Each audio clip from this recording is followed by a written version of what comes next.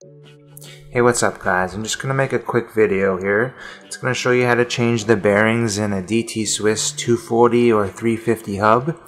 I'm going to be doing it on this cheap Chinese knockoff, but it's exactly the same thing. Most of the tools used to do this job are just home tools, but you will need a special socket here, which you can buy pretty cheap online. I'll leave a link in the description. This one you'll need to buy. You're going to need a socket, a deep socket, and it's got to be a specific size. We'll get into that in a bit. Piece of wood helps. 2 new bearings, since I'm just doing the axle bearings. You're going to need a hammer. You can use regular hammer if you use a piece of wood, or you can use the rubber mallet without the wood. It should be okay. And this helps to hold the wheel up as you hit the bearing out from the other side. So for the most part, that's all you really need to get this job done. So let's get at it. Next step is to remove the cassette. This is pretty easy. You just gotta basically pull it off. So you can kind of use the spokes as leverage to get your hands behind it. Just give it a pull. There. This one comes off pretty easy. Just keep pulling it. And yeah, put that aside. Now you just want to remove all the ratchets and the springs from within here and clean it all up. And you want to just pull this cap right off right here. It can be difficult to pull these off on actual DT Swiss hubs. Sometimes you need to use like a pair of pliers with maybe an old piece of tire to help protect it, or maybe use a vise.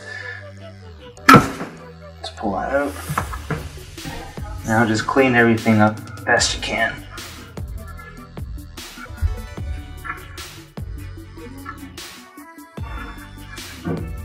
Okay, since this tool does not fit around the axle, I have to hit the other bearing out to get the axle out of the way. That's a problem with this cheap tool. They didn't open up that hole enough. I'm not sure if the original DT Swiss tool fits around it, but if it does, it saves you one step. So since it doesn't fit, I'm going to go ahead and hit the other bearing out first. So this just kind of fits right there.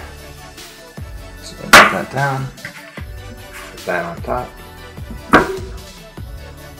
Just put your piece of wood right there. Now you're just going to hit it out. And I'm going to tell you right now that this requires some force on original DT Swiss hubs. They can be pretty tight. You have to hit it really hard. For this one, it's pretty easy. I'll show you. That's it. It's out.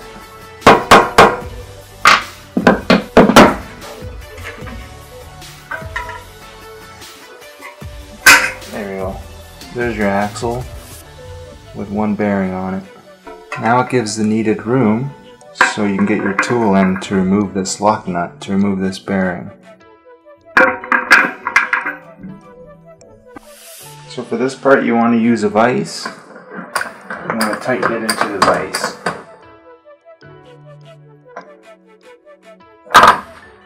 Now you want to grab your wheel and go ahead and just put it on there. Now you're going to have to use some force and drive that nut free. It's regular threading on it, but this can be extremely tight, especially on older hubs, because when you're pedaling, it actually tightens that nut more and more, and it can be on there extremely tight. Sometimes one person isn't enough, and you actually need 2 people, one on each side of the wheel, to generate enough torque to get it free. So hopefully it comes free just by myself. Let me give it a shot here. As you can see, it's tight. It's not kind of free, but I'm going to try harder.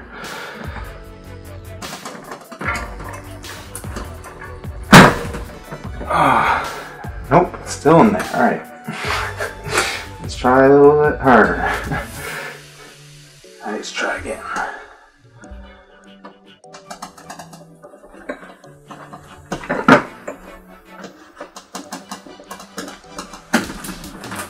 Okay. I can't get it free, guys. So I'm gonna get my dad to help me. We're gonna use both our powers and we're gonna get it free. Okay, after getting some help from my dad, we got it loose. We had to use both our powers. So yeah, once it's loose, just keep going. Keep loosening it, and it's gonna remove the seal with it. That needs her to fall there. If I can show you this. That there's a seal. It's real easy to press back in. Don't worry too much about that. There you have it. You got that nut out.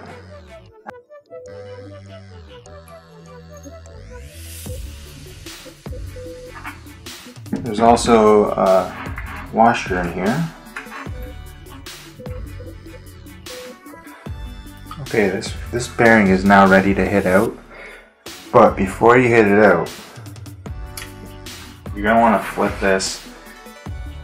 Make sure you clean all that out. And you're going to want to press this back in, this bearing like this, because at no point do you want no bearings to be in there. You want at least one bearing on one side so that it helps line up the other bearing when you go to hit it in. If there was no bearing down there and I try to hit this bearing in, it's going to want to go on an angle. Since this axle goes through this bearing, it's going to line it up perfectly. So I need to go ahead and hit this back into place. Before I do though, I'm going to just put a little bit of grease here. So now it's time to tell you about the socket. This is the time you can test it to see how well it fits. You want it just to fit in there. It fits in there, very little play. You want it to have a little bit of a chamfer, just a slight bit so it doesn't scratch the walls. And you want to make sure this part contacts the race of the bearing when you go to hit it in. If anybody's curious, the socket I'm using is 13/16, but not all sockets are the same, so when I measure it, 27.88 millimeters. Not sure if you can see that, but... So I'm going to go ahead and put this like this.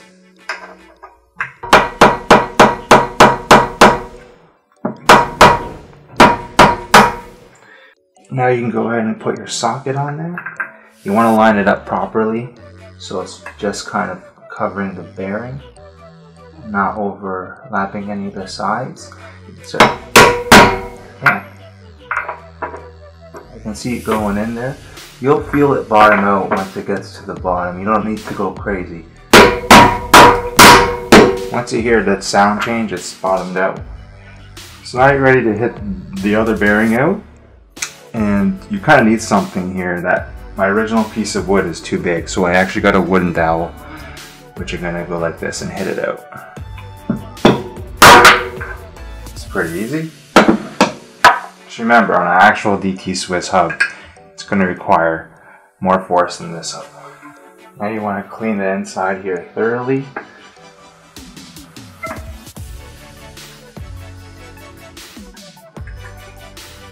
Clean this all up, put some fresh grease on there. Now take your new bearing,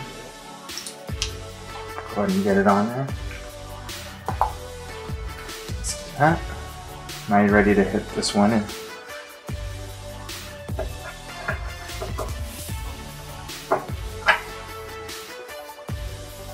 And this is why you need a deep socket, so you can avoid that.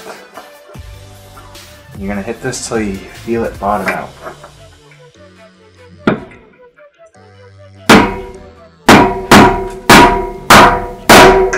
Just like that. So now that I got that in there, we can hit the old bearing on the other side back in.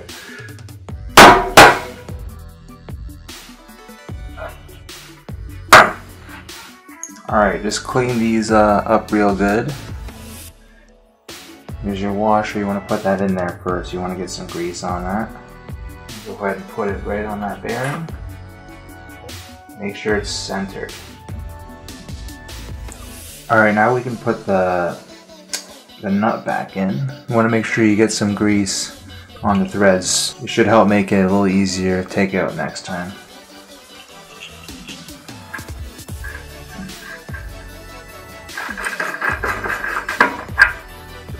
You want to make sure that this washer is centered when you tighten this down. It's not centered right now, so it's not actually allowing the nut to go all the way. So you want to move that washer.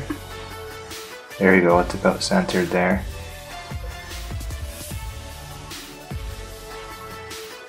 Now it should allow me to keep tightening. There we go. Now it's nice and centered. Alright, this is going to get tightened up as you're riding your bike, so you don't need to go crazy on it right now. Just get it nice and snug. Call it good. Now we can go ahead and put the seal back in. This is really easy to do. You can basically just use your rubber mallet and hit it all the way around.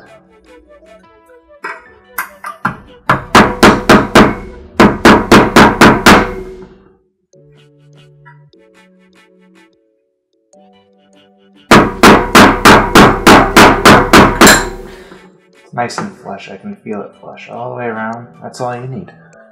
If you have something flat, like this piece of wood's flat, you could also just put it there and give it a whack. Tool down. It's on top. Make sure this is clean thoroughly inside. You don't want any debris in there. Okay, put a little bit of grease in there. Just get some on your finger and just get it on that bearing wall. Get your new bearing on. Just like that. And you want to get some grease on the bearing here. And a little bit more on this shaft. Make sure it's around the wall all the way. There we go. So this is the final step. Basically, drop this in.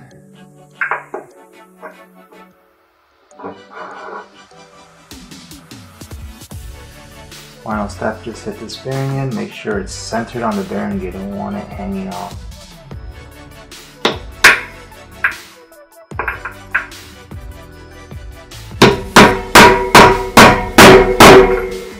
There we go.